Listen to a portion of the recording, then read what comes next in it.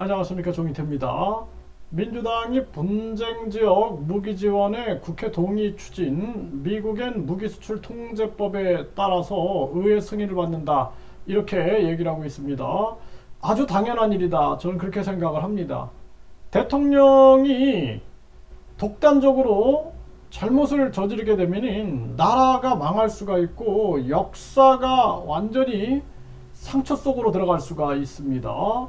또 국회의원들이 독단적으로 법을 통과시켜 가지고 국민들을 고통에 빠뜨릴 수가 있어요. 그렇기 때문에 지금 민주당이 분쟁지역 무기지원의 국회 동의 추진, 이것도 굉장히 좋지만 국민 투표, 그러니까 국민투표 시민 발안제도 고려해야 한다.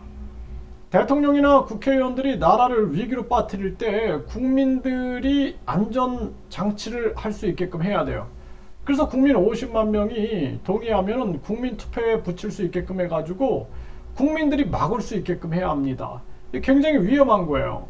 대통령 한 명이 나라의 운명을 망칠 수도 있고 국회의원 이 150명, 과반수 150명이 나라를 망칠 수가 있다는 거예요. 그렇기 때문에 이것을 국민들이 막을 수 있는 국민투표 시민 발안제가 반드시 있어야 된다. 국민 50만 명이 동의하면 국민투표에 붙여가지고 국민투표에 참여한 사람들 이 과반수가 동의하면은 그것을 막을 수가 있는 장치가 돼 있어야 된다라는 거예요. 그래서 지금 이것도 민주당이 잘 추진하는 거다, 저는 그렇게 보고 있어요. 네, 그래서 연합뉴스에서 전했는데요. 우크라 무기지원 발언에 국회 동의 입법을 추진하겠다, 이렇게 얘기를 하고 있고요. 네, 그래서 군수품 관리법 방위사업법 개정을 추진하겠다. 국민대표 국회 동의 거쳐야 된다. 네, 국민대표 국회 동의를 거쳐야 된다. 국회뿐만 아니라 국민도 생각을 해야 돼요. 국민투표 시민발안제를 통해서 거기까지 빨리 가야 된다, 저는 그렇게 생각을 하고 있고요. 그리고 미국은 이미 무기수출 통제법에 따라서 의회 승인이 필요하다라는 것입니다. 과거 트럼프 전 대통령 당시 사우디아라비아에 무기를 제공하는 과정에서 의회 승인 여부가 문제된 전력이 있다, 이렇게 얘기를 하고 있죠. 당연히 이거는 중요한 일이다, 이렇게 볼 수밖에 없습니다. 그래서 지금 북러의 군사적 밀착을 자극해서 결과적으로 한반도 위기를 한층 고조시키고 우리 안보를 위협하게 된다라는 거죠. 한국과 러시아의 관계가 1990년 수교 이전으로 퇴행하는 것이다, 이렇게 얘기를 하고 있고요.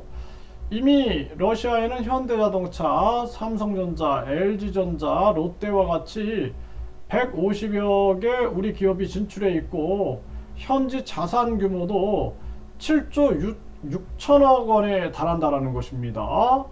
우크라이나에 대한 무기 지원은 우리 기업의 사실상 폐업 선고가 될 수 있다라는 것이죠.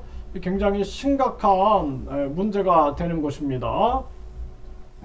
그래서 국민들이 사실상 국회 동의 입법 추진은 당연한 얘기고 국민투표 시민 발안제까지 가야 된다, 저는 그렇게 생각을 합니다. 그래서 사실 국민들이 굉장히 불안해하고 있어요. 네, 윤 대통령의 중국, 대만 관련된 발언, 러시아 관련된 발언 때문에 교민들도 아주 불안해하고 있는 정황이죠. 당연히 이 법이 있어야 된다, 이렇게 봅니다.